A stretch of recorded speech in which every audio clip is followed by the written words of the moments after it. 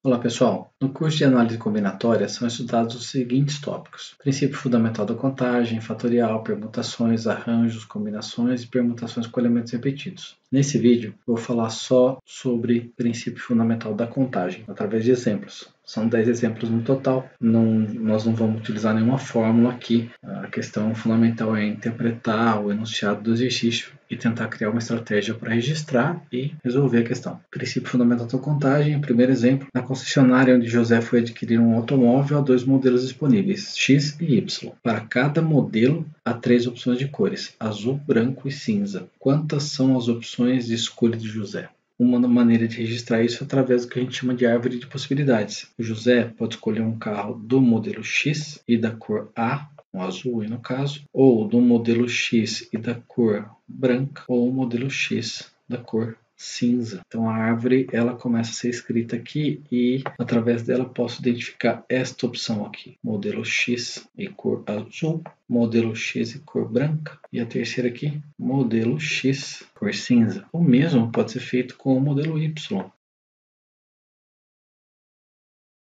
Então eu tenho 6 opções. Melhor, o José tem. Outra maneira de registrar isso aqui é a seguinte. Pode colocar uns tracinhos aqui, ó, em cima dos quais eu vou marcar o número de modelos que eu tenho à disposição para escolher e no segundo o número de cores. Então você tem 2 modelos e para cada um deles tenho 3 cores. Eu consigo identificar aqui mais rapidamente as 6 opções. Outra maneira de registrar. A árvore de possibilidades ajuda a responder a seguinte pergunta: quais são as opções? Também é a pergunta quantas são, né? Mas ela esclarece bem quais são. Isso vai ser bastante interessante no exemplo 2 aqui. A moeda é lançada 3 vezes sucessivamente. A moeda tem 2 faces. Cara, vou representar pela letra C, e tem a face coroa, que eu vou representar pela letra K. Tá com a moeda na mão, vai jogar. Primeira vez que pode acontecer, pode tirar, por exemplo, cara. Tira a cara no primeiro lançamento, pode acontecer no segundo. Pode tirar a cara de novo, ou coroa. Se você tirar a cara no primeiro, cara no segundo, o que pode acontecer no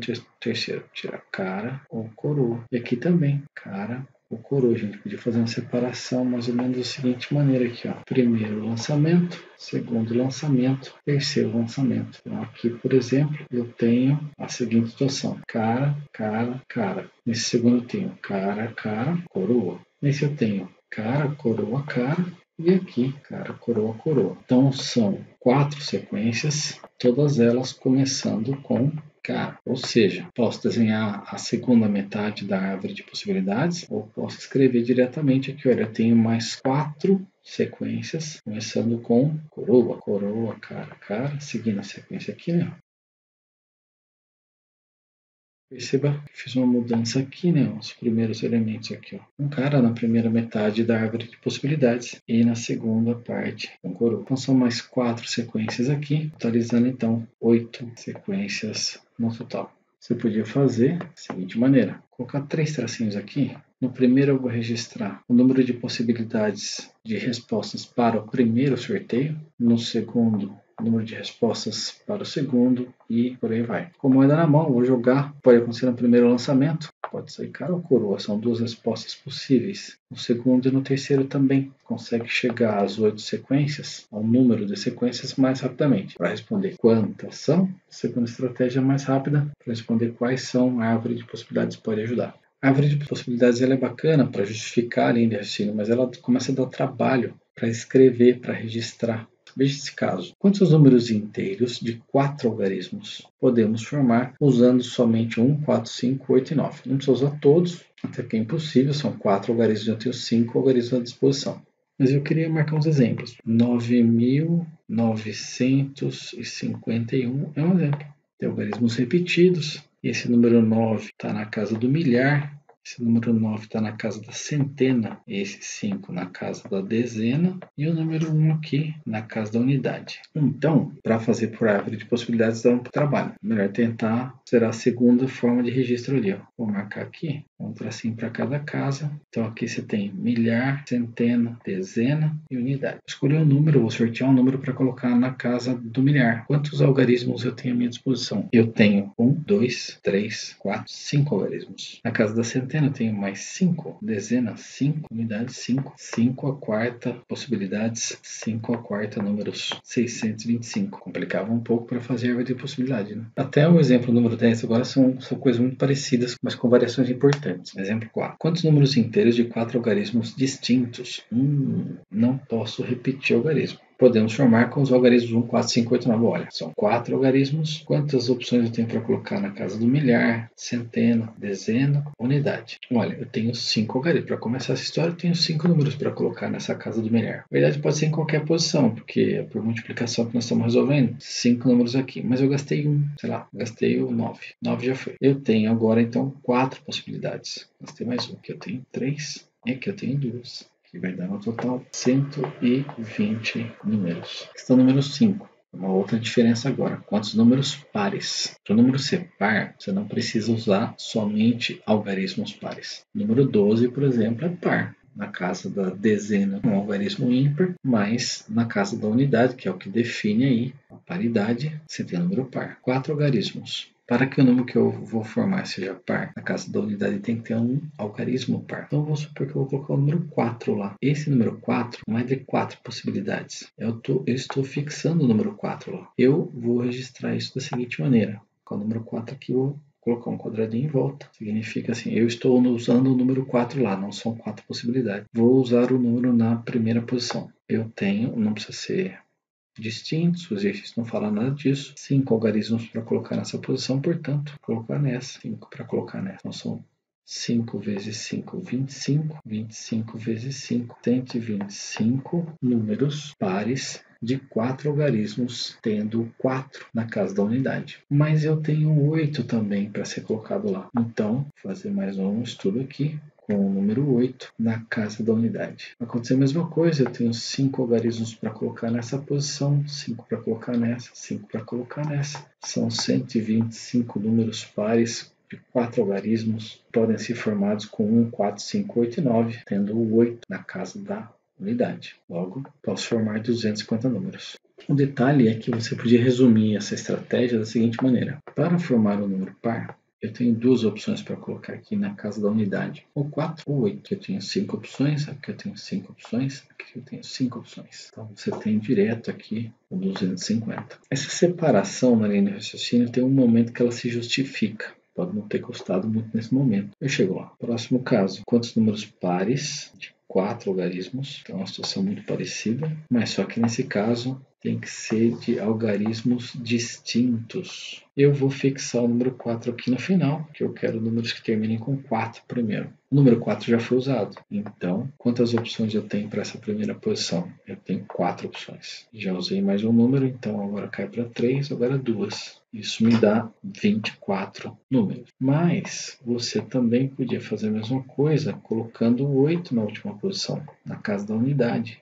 Então, a situação seria, dos 5 números que eu tenho à disposição, 8 já usei. Quantas opções eu tenho para essa posição aqui? Casa do milhar, 4, 3, 2, mais 24, total 48 números. Ou você podia fazer assim, quero formar números pares, preciso garantir isso. Tenho duas opções para a última casa, ou 4 ou 8. Um deles foi usado lá. Então, das 5 opções que eu tinha, uma eu já usei na última casa, na casa das unidades, foi um número par. Tenho agora 4 opções para colocar aqui, 3 aqui, 2. Então, você pode fazer a conta direto, 48. Como neste caso, são duas opções, eu não estou falando que eu estou usando o número 2, esse número 2 é envolvido na conta de multiplicação também. São 7. Muito parecida. Números inteiros, 4 algarismos, podemos formar com esses daqui. É que agora apareceu esse, cara, o 0. O 0 dá trabalho. Primeiro, vamos deixar claro, o 0 é par. Não vai precisar de lance da paridade nesse exemplo, mas vamos deixar isso claro desde já. Quantos números inteiros de 4 algarismos podemos formar com os algarismos 0, 1, 4, 7, 9? O detalhe é, vou marcar um exemplo para você. 9, 9, 4, 1. Um exemplo de um número de 4 algarismos. Um que não funciona.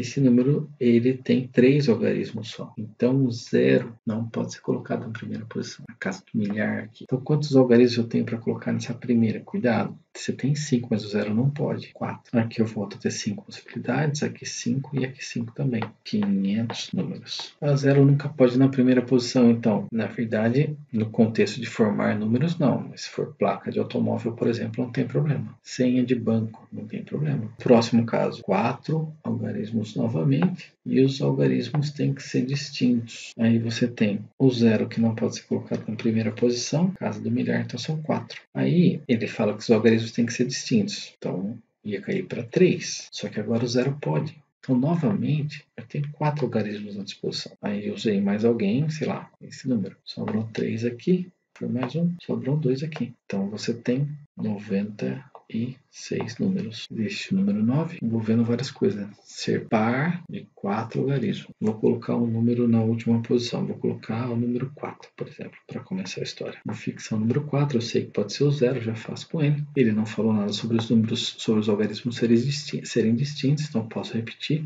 Na primeira casa, o 0 não vale. 4 já foi usado, mas eu posso repetir. Tenho 4 algarismos aqui. Agora, na segunda casa, o 0 vale. O 4 já foi na última, mas não tem problema, pode ser usado de novo. 5 opções. E na terceira aqui, 5 opções.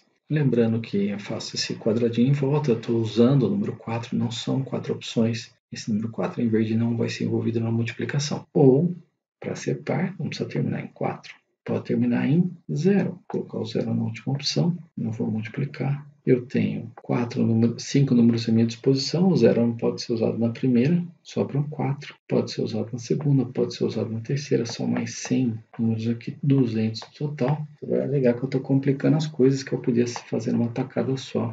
Um fundo de razão você tem, mas não toda a razão. Para ser par, olha, eu tenho 2 opções para a casa das unidades, 4 ou 0. Para casa do milhar, tenho 5 números, o 0 não pode. Aqui o 0 pode, aqui o 0 pode. Vou pegar aqui, contra 200, uma tacada só. Finalizando, o último exemplo que ajuda a justificar por que saber essa linha assim aqui separando os casos pode ser bastante interessante. 4 algarismos, número par, algarismos distintos. Vamos começar colocando 4 na casa das unidades. Não posso repetir, eu tenho 4 opções. Para a casa do milhar, o 0 não pode, não tem 3 opções. Usei uma delas, sei lá, o 7. Acontece que quando eu vou colocar na centena agora, o 0 pode, não tenho 3 opções. Números distintos, 2. 3 opções, 3 opções, 2 opções. Então tenho 18 números aqui. E o que acontece é que quando você vai montar esse segundo e último caso, eu vou fixar o 0 na casa da unidade. O 0 já foi. Quando eu vou preencher a casa do milhar, qualquer um dos 4 algarismos pode ser utilizado, o que gerou uma situação diferente da anterior. Então esse exemplo justifica porque conhecer essa separação na linha de raciocínio pode ser interessante. Algarismos distintos aqui cai para 3, algarismos distintos aqui cai para 2, de 4, então total 42 números. É isso aí.